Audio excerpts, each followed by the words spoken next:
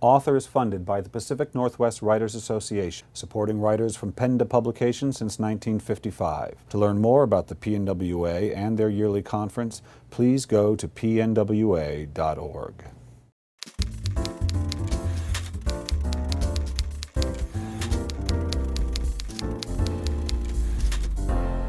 Hi, this is Bill Kenower for Author Magazine, and today I'm here with Amit Goswami, author of the Everything Answer Book, How Quantum Science Explains Love, Death, and the Meaning of Life.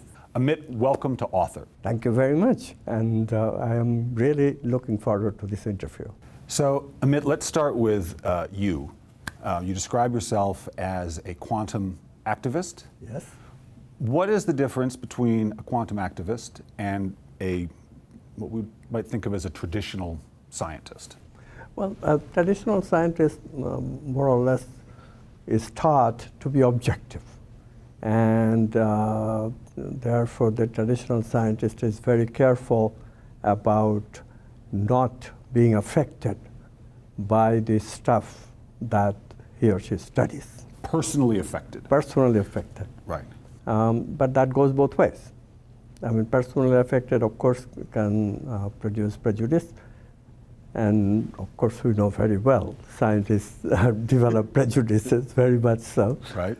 So that's not excluded anyway by so-called objectivity.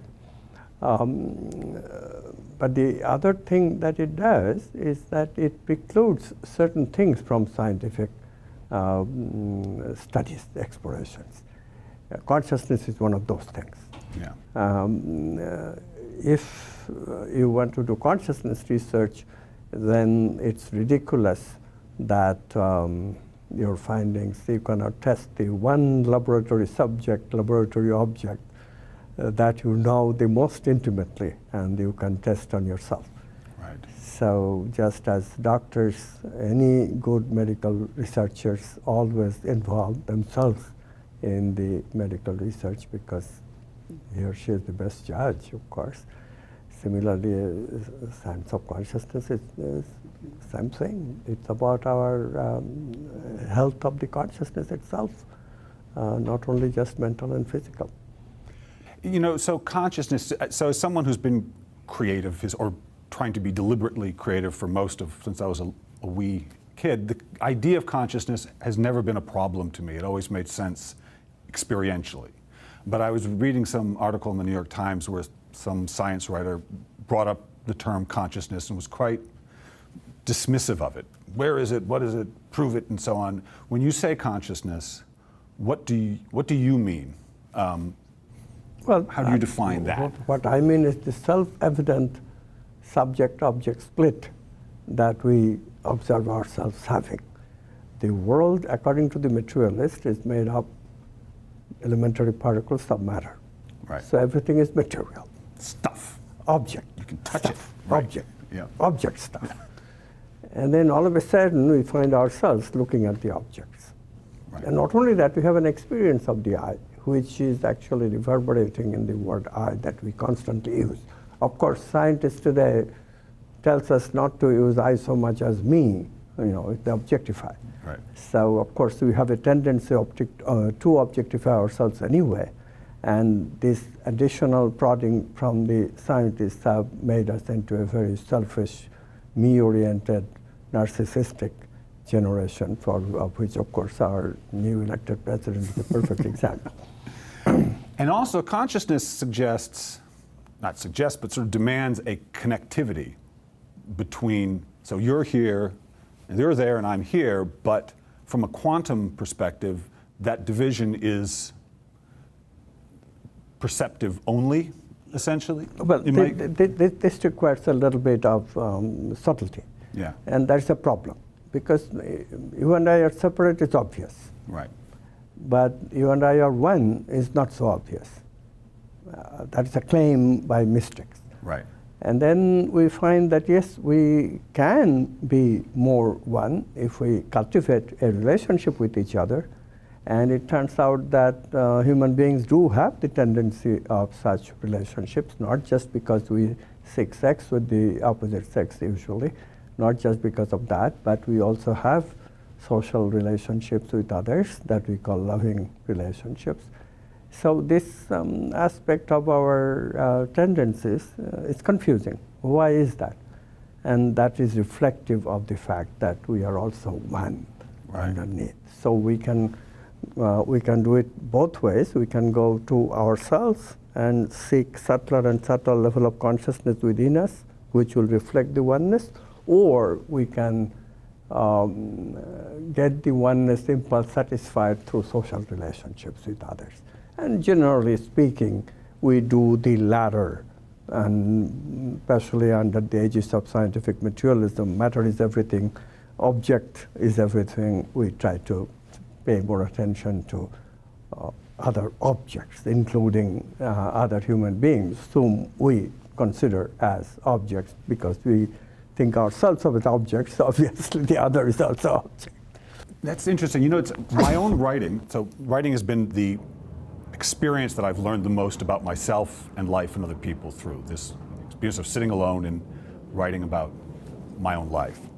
And writing got infinitely easier when I began to see myself as just asking questions and then perceiving the answer coming from something that was available to everybody.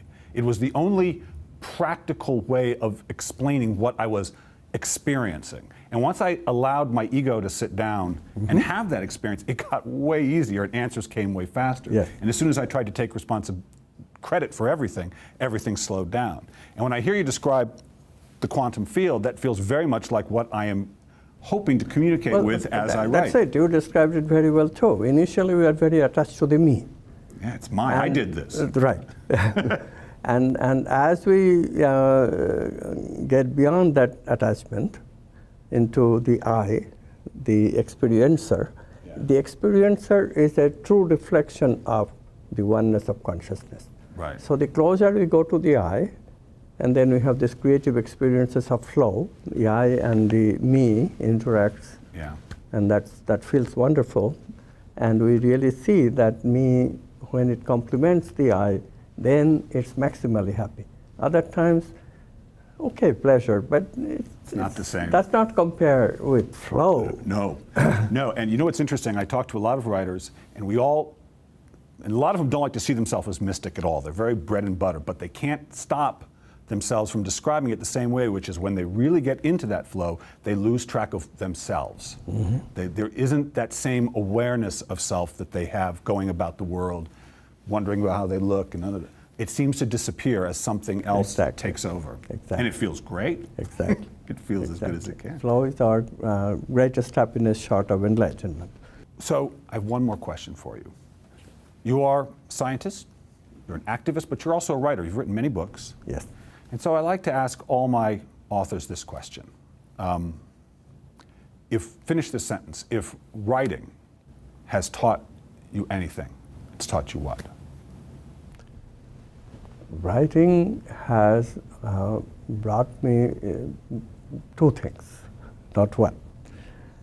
One is discipline. Certainly, writing is something that I find is really very good for the undisciplined mind. Even thinking about writing, which I do a lot, making notes, that's a discipline thing.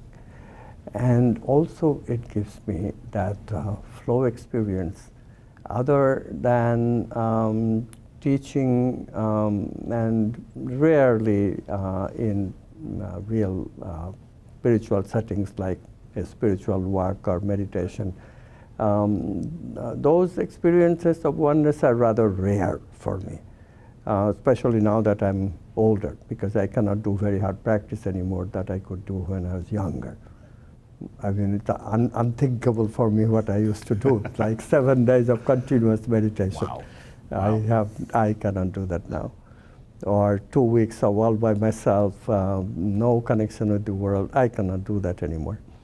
So those experiences have become relatively rare, but this creative flow that takes place between me and my audience, and creative flow that takes place between me and what I'm writing, those fill up my life with great amount of joy.